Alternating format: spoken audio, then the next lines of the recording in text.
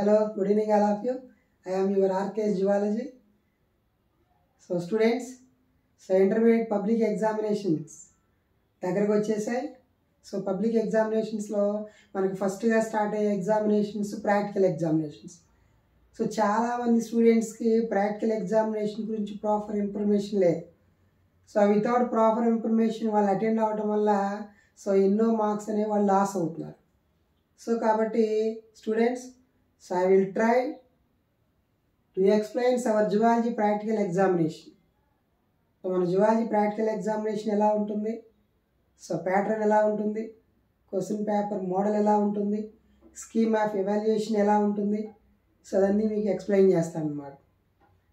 So zoology practical examination when compared with other practicals botany, physics and chemistry it is very easy. మిగతా ఎగ్జామ్స్తో compare చేస్తే మన zoology practical examination is so simple. ఎందుకంటే మిగతా ఎగ్జామ్స్లో 20 members batch ఉంటే 20 మెంబర్స్కి different questions రావచ్చు. కానీ మనకు బెనిఫిట్ ఏంటంటే 20 మెంబర్స్ బ్యాచ్ ఉన్నా కూడా బ్యాచ్లో 20 మెంబర్స్కి ఒకే రకమైన క్వశ్చన్ పేపర్ అనేది ఉంటుంది. సో కాబట్టి మిగతా ప్రాక్టికల్ ఎగ్జామినేషన్స్తో కంపేర్ చేస్తే జువాలజీ ప్రాక్టికల్ ఎగ్జామ్స్లో అవుట్ ఆఫ్ మార్క్స్ తెచ్చుకోవడం ఈజీ. సో చాలా simple practical, zoology practical. Okay students, so I will try to explain our zoology practical examination.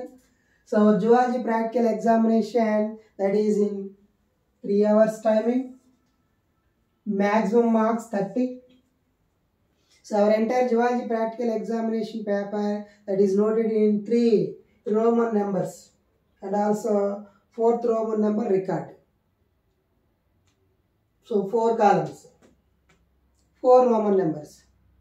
So first Roman నెంబర్కి వచ్చేటప్పటికి సో మనకి డిసెక్షన్ డయాగ్రామ్స్ ఉంటాయి. ఒకప్పుడు dissections ఉండేవి, ఎన్విరాన్మెంటల్ బ్యాలెన్స్ అనేవి మిస్ అవుతుందని చెప్పేసి డిసెక్షన్స్ ఆపేశారు. కాబట్టి ఇప్పుడు డిసెక్షన్ సంబంధించినటువంటి చార్టో మోడలో దాని యొక్క డయాగ్రామో ప్లేస్ చేసి మనల్ని ఐడెంటిఫై చేసి దాన్ని డ్రా చేసి, ఓకేనా, డయాగ్రామ్ డ్రా చేసి లేబులింగ్ చేయమని. సో దానికి మార్క్స్ ఉన్నాయన్నమాట. సో ఫస్ట్ రోమన్ నెంబర్ చూసుకుంటే, so identify dissected and displayed system or its unlabelled model or chart or projection and identify the system and draw diagram and label the parts. Minimum we are labelling 4 parts. అంటే dissection diagram ఒకటి place చేసి ఉంటుంది, model కానీ system కానీ అది chart కానీ place చేసి ఉంటుంది, ఒక గోడకి ప్లేస్ చేస్తారు వితౌట్ ఎనీ నేమ్ అనేది ఏమి ఉండదు. సో కాబట్టి మనమే ఐడెంటిఫై చేయాలి, డయాగ్రామ్ డ్రా చేసుకోవాలి అండ్ లేబులింగ్ చేయాలి.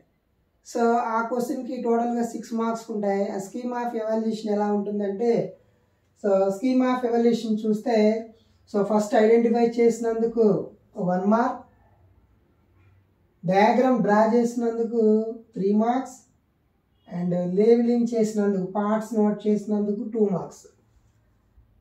So 1 diagram that gives 6 marks. So 1 into 6 total 6 marks. So that is major diagram. So display చేసి ఉంటుంది. ఆ డిస్ప్లే చేసినటువంటి డయాగ్రామ్ని మనం ఐడెంటిఫై చేస్తాం. ఐడెంటిఫై చేసిన డయాగ్రామ్ ఏంటో చక్కగా డ్రా చేసి లేబులింగ్ చేస్తాం.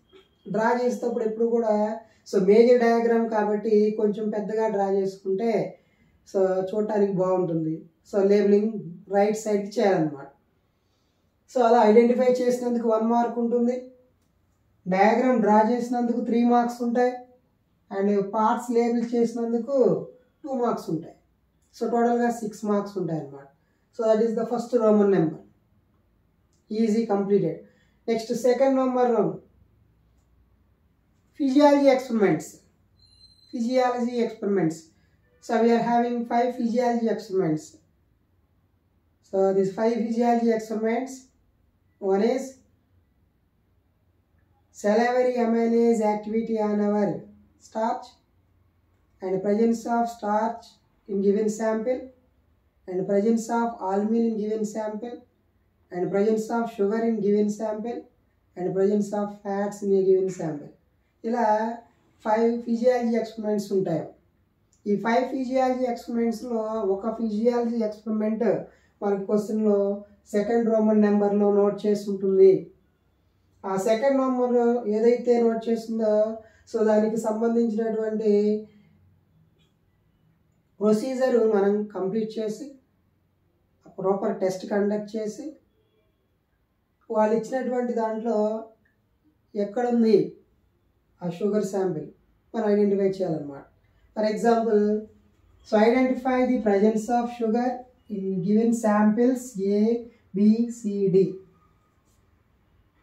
అంటే 4 బీకర్స్ ఉంటాయి. ఒక టేబుల్ ప్రొవైడ్ చేసి ఆ టేబుల్ మీద 4 బీకర్స్ ప్లేస్ చేస్తారు. 4 బీకర్స్లో సొల్యూషన్స్ ఉంటాయి. ఆ 4 సొల్యూషన్స్లో ఎందులో షుగర్ ఉంది, which beaker having sugar sample మనం ఐడెంటిఫై చేయాలన్నమాట. సో ఐడెంటిఫై చేయాలంటే దాని కన్ఫర్మేషన్ టెస్ట్లు ఆల్రెడీ మన కాలేజీలో నోట్ చేసి ఉంటారు, మన కాలేజీలో నేర్చుకుని ఉంటాం, మనం ఆల్రెడీ ప్రాక్టికల్ చేసి ఉంటాం. సో కాబట్టి మనం కన్ఫర్మేషన్ టెస్ట్లు ఆల్రెడీ చేసి ఉంటాం కాబట్టి సో ఒక్కొక్క బేకర్ నుంచి శాంపిల్ తీసుకుని టెస్ట్ చేసుకుని ఫైనల్గా 4 బేకర్స్లో ఏ బీకర్లో షుగర్ శాంపిల్ ఉందో మనం ఐడెంటిఫై చేయాలన్నమాట.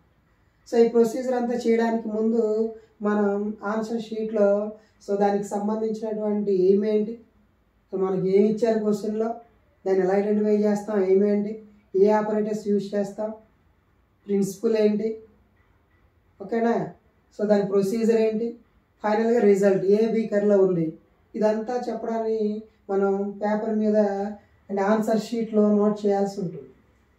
ఆన్సర్ షీట్లో నోట్ చేయాలన్నమాట. సో ఆపరేటర్స్ కామన్గా ఉంటాయి, బట్ ఇవి మిస్ అవ్వకుండా చూసుకోవాలన్నమాట. ప్రిన్సిపల్, సో ప్రిన్సిపల్ రాసినందుకు 1 మార్క్, ప్రొసీజర్ నోట్ చేసినందుకు 3 మార్క్స్, అండ్ ఫైనల్ రిజల్ట్స్ అంటే ఏ బీకర్లో ఆ షుగర్ శాంపుల్ ఉంది అని మనం చెప్పినందుకు సో ఆ రిజల్ట్ మనం ఐడెంటిఫై చేసినందుకు 1 మార్క్ ఉంటుంది. అంటే ఏమో ఆపరేటర్స్ రిమైనింగ్ అన్ని కామన్గా ఉంటాయి. సో కాబట్టి వాటితో పాటు ఇవి మెయిన్ అనమాట. సో ఈ స్కీమ్ ఆఫ్ ఎవాల్యుయేషన్లో ఇవి మిస్ అవ్వకుండా చూసుకోవాలి. ఎందుకంటే స్కీమ్ ఆఫ్ ఎవాల్యుయేషన్లో వేటికైతే మార్క్స్ ప్రొవైడ్ చేస్తున్నాయో వాటికి మాత్రం మార్క్స్ కంప్లీట్గా మిస్ అవ్వకుండా చూసుకోవాలి. మిగతాయి ఒకటి మిస్ అయినా ప్రాబ్లం లేదు, కానీ స్కీమ్ ఆఫ్ ఎవాల్యుయేషన్లో ఏదైతే మనకి మార్క్స్ ప్రొవైడ్ చేశారో ఆ హెడ్డింగ్స్ వాటి మ్యాటర్ ఆన్సర్ షీట్లో కనుక మిస్ అయితే we are loss marks. So marks మనం లాస్ అయిపోతాం అన్నమాట. సో కాబట్టి ఇవి మిస్ అవ్వకుండా చూసుకోవాలి, ఓకేనా. So 2 question number complete. Next 3-1 third Roman నెంబర్లో వచ్చేటప్పటికి మనకి స్పాటర్స్ ఉంటాయి. Spotters, so invertebrate, vertebrate spotters. So ఈ స్పాటర్స్లో మనకు వచ్చేటప్పటికి 7 స్పాటర్స్ ఉంటాయి. 7 స్పాటర్స్లో each spotter that consists of 2 marks. So finally 7 into 2 14 marks. So 7 spotters ఉంటాయి. 7 into each spotter that consists of 2 marks. So finally 14 marks. 14 marks ఉంటాయి.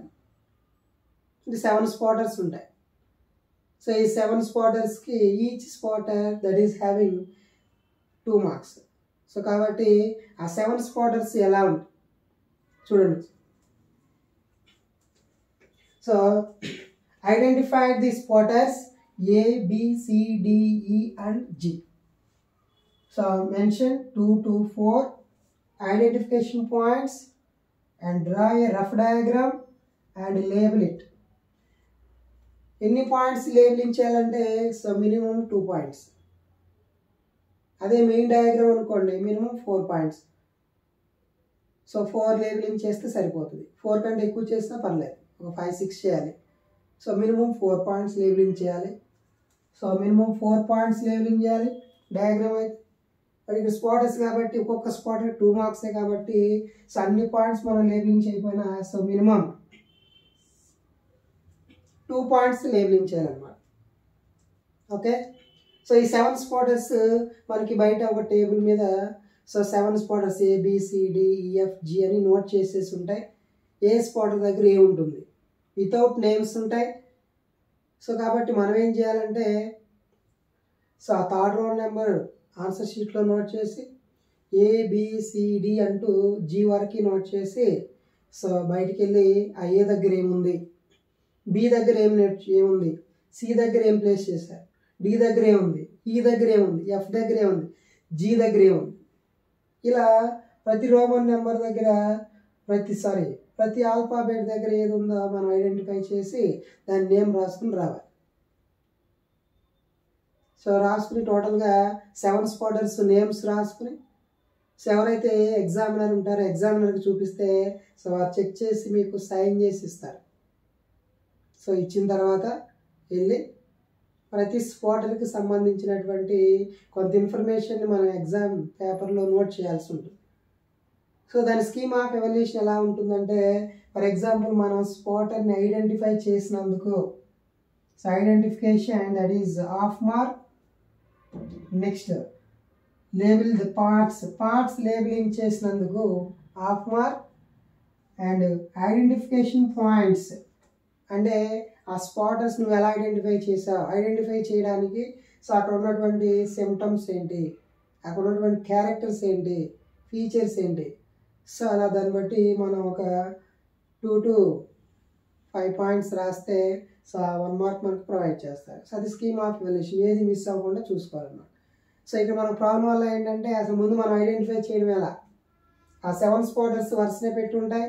ఆ 7 స్పాటర్స్లో అసలు ఫస్ట్ ఏముంటుంది, సెకండ్ ఏముంటుంది, ఆ 7లో ఏముంటాయి అనేది మనకు ముందు ఒక అండర్స్టాండింగ్ ఉండాలి.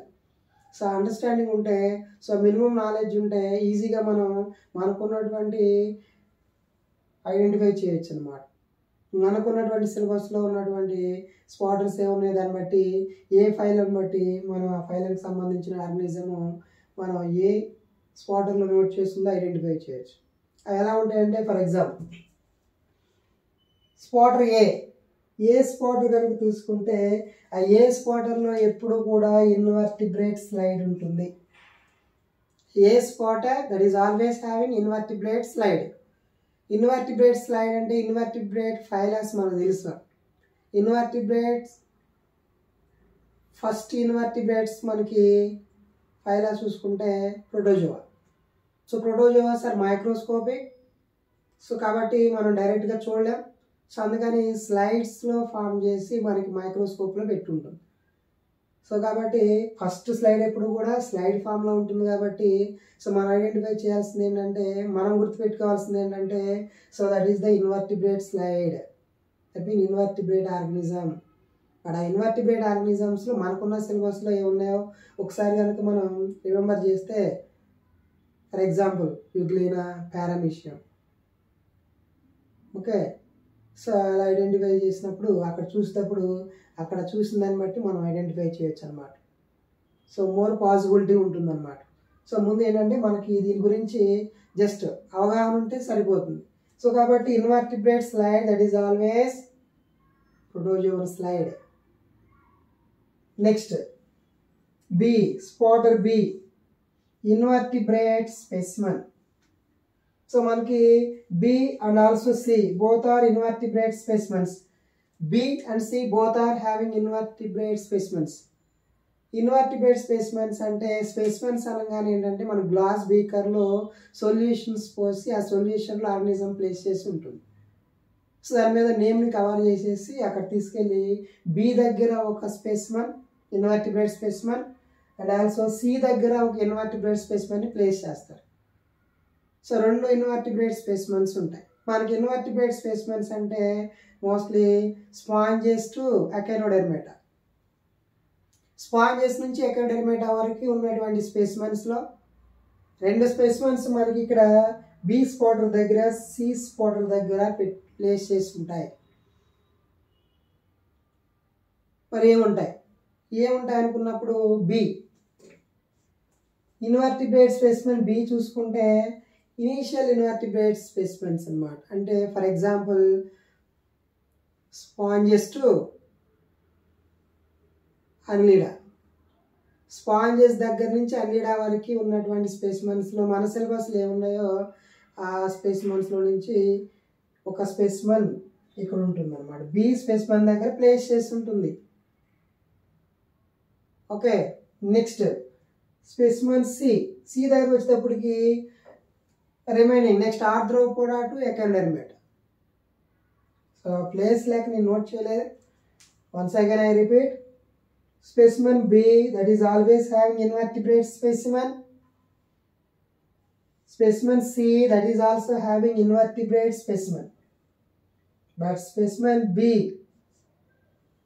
that is having from sponges to Annelida, that means initial invertebrates. Next, spotter C, so that is also having invertebrate specimen, but that is having Arthropoda to Echinodermata, means Scolopendra to Asterias. Scolopendra నుంచి Asterias వరకు ఉన్నటువంటి సిలబస్లో ఒక spotter ఇక్కడ ఉంటుందన్నమాట. అలాగే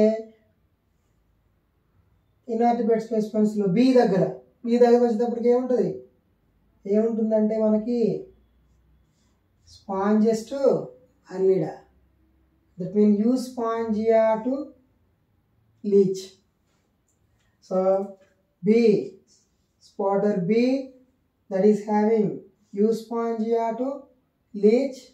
From Euspongia to leech ఎన్నైతే సిలబస్లో మనకు ఉన్నాయో వాటిలో ఒక స్పెసిమన్ ఉంటుంది ఇక్కడ.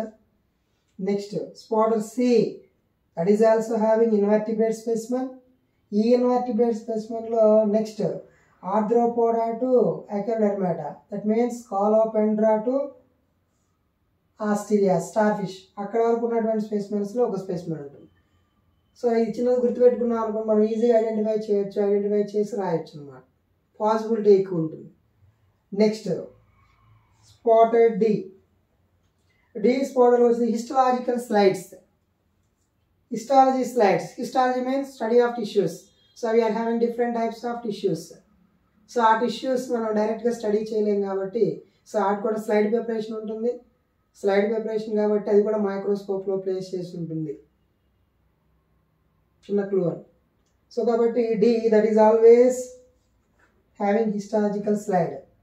హిస్టాలజికల్ స్లైడ్స్లో మనం different types of tissues study చేస్తాం. స్టడీ చేసిన టిష్యూస్లో ఒక టిష్యూ అనేది ఇక్కడ ప్లేస్ చేసి ఉంటుంది. సో ఐడెంటిఫై చేసి నేమ్ రాస్తాం. నెక్స్ట్ స్పాటర్ ఈ స్పాట్ వచ్చేటప్పటికి vertebrate or mammalian slide. Vertebrate slide ఉంటుంది. ఇక్కడ కూడా వర్టిబ్రేట్ స్లైడ్ ఉంటుంది. సో డి హిస్టలాజికల్ స్లైడ్, టిష్యూస్కి సంబంధించి ఉంటాయి. E vertebrate or mammalian slide. E vertebrate mammalian slide వచ్చేటప్పటికి ఏముంటాయంటే so TS of testis, ovaries, okay. So TS of intestine, small intestine, large intestine etcetera. ఇలాంటివన్నీ వీటిలో ఏదో ఒకటి ఇక్కడ స్లైడ్ ఫామ్లో ప్లేస్ చేస్తుంటుంది. సో ఫైనల్గా మనకి ఇక్కడ ఇప్పటివరకు 3 స్లైడ్స్ వచ్చాయి. ఇన్వర్టిబ్రేట్ స్లైడ్ ఫస్ట్ది, సెకండ్ వన్ డి స్పాటర్లో histological slide, another slide E vertebrate slide. ఇక్కడైతే ఆర్గానిజం ఉంటుంది, ప్రోటోజోవన్. డి టిష్యూకి సంబంధించిన స్లైడ్ ఉంటుంది. నెక్స్ట్ ఈ మమేలియన్ స్లైడ్ ఉంటుంది. Mammalian slide so TS of testis, TS of intestine, small intestine, large intestine, ovaries etcetera. Next spotter F. Spotter F, that's vertebrate specimen. Vertebrate specimens, but these two are invertebrate specimens. But F spotter, that is contained vertebrate specimen. Vertebrate specimen. So vertebrate specimen అంటే ఏముంటాయి? vertebrates సంబంధించిన ఒక organism. So అక్కడ ఉన్నటువంటి solution బీకర్లో, gauge బీకర్లో ఉన్న సొల్యూషన్లో place చేసి ఉంటుంది without name. So కాబట్టి అది ఫిష్ నుంచి మ్యామల్స్ వరకు ఏదైనా ఆర్గానిజమ్స్ అంటే మన సిలబస్లో ఏమున్నాయో వాటిల్లో ఒకటి సో అక్కడ ఉన్నటువంటి ఎఫ్ వర్టిబ్రేట్ స్పెసిమెన్లో నోట్ చేసుకుంటాం. ప్లేస్ చేసి ఉంటుంది. సో ఆర్గనిజం యొక్క నేమ్ మనం నోట్ చేసుకోవాలి. Next last one G. So that is joints. Joints. So joints మేజర్గా మనకు 4 జాయింట్స్ ఉన్నాయి సిలబస్లో. Gliding joint, pivot joint, hinge joint and saddle joint. 4 types of joints ఉంటాయి. ఈ జాయింట్స్లో ఏదో ఒక జాయింట్ అక్కడ ప్లేస్ చేసి ఉంటుంది. నేమ్ మనం ఐడెంటిఫై చేయాలన్నమాట. సో ఆ జాయింట్ నేమ్ ఏంటనేది మనం నోట్ చేసుకుని ఈ టోటల్గా 7 స్పాటర్స్ యొక్క నేమ్స్ నోట్ చేసుకుని ఎవరైతే మన ఎగ్జామినర్ గారు ఉన్నారో వాళ్ళ దగ్గరికి తీసుకెళ్తే వాళ్ళు ఒకసారి చెక్ చేసి సైన్ చేసి ఇస్తారు. సో ఇచ్చిన తర్వాత మనం అనుకున్నటువంటి ప్రొసీజర్ కామన్. సో వచ్చేసి మళ్ళా సో ఏ నోట్ చేసి మరి ఏ దగ్గర ఏం ఐడెంటిఫై చేసాం. ఫర్ ఎగ్జాంపుల్ ఇగ్లీనా ఐడెంటిఫై చేసాం. ఇన్వర్టిబ్రేట్ స్లైడ్ ఇగ్లీనా ఐడెంటిఫై చేసాం. ఇగ్లీనా అని హెడ్డింగ్ పెట్టి నెక్స్ట్ క్లాసిఫికేషన్ నోట్ చేసి సో స్మాల్ డయాగ్రామ్, చిన్న డయాగ్రామ్ అన్నమాట. చిన్న డయాగ్రామ్ డ్రా చేసి సో దానికి పార్ట్స్ లేబులింగ్ చేసి ఒక 3 to 5 ఐడెంటిఫికేషన్ పాయింట్స్ రాసుకుంటూ ప్రతిదానికి అంటే ఫ్రమ్ ఏ టు జీ వరకు కంప్లీట్ చేసుకుంటూ వెళ్ళాలి. కంప్లీట్ చేసుకుంటూ వెళ్తే సో అక్కడ ఉన్నటువంటి 3rd రోమన్ నెంబర్ మనం కంప్లీట్ చేసినాం. సో ఈజీ అన్నమాట. నెక్స్ట్ ఫైనల్గా మిగిలింది ఏంటంటే రోమన్ నెంబర్ 4. సో ఇది రోమన్ నెంబర్ 4 జనరల్ మన record. So record that gives 5 marks. Recording మనకు 5 మార్క్స్ ఉంటాయి. So 1 record that give 5 marks. So 5 marks total 30 marks. So first Roman number 6 marks, second Roman number 5 marks, third Roman number 14 marks and fourth Roman number that gives 5 marks. So total number of marks in our practical zoology examination that gives 30 marks. It's a simple exam. So when compared with other exams, so students, so concentrate on zoology examination paper. Don't miss our schema of evaluation. So that is always in your mind. మీ మైండ్లో ఎప్పుడు కూడా ఈ scheme of evaluation ఏంటనేది మైండ్లో ఉండాలి. చదువుంటే మిగతాతో compare చేసుకుంటే జువాలజీ ఎగ్జామ్లో మార్క్స్ గెయిన్ చేయడం చాలా easy. Okay, understand? Okay, bye children.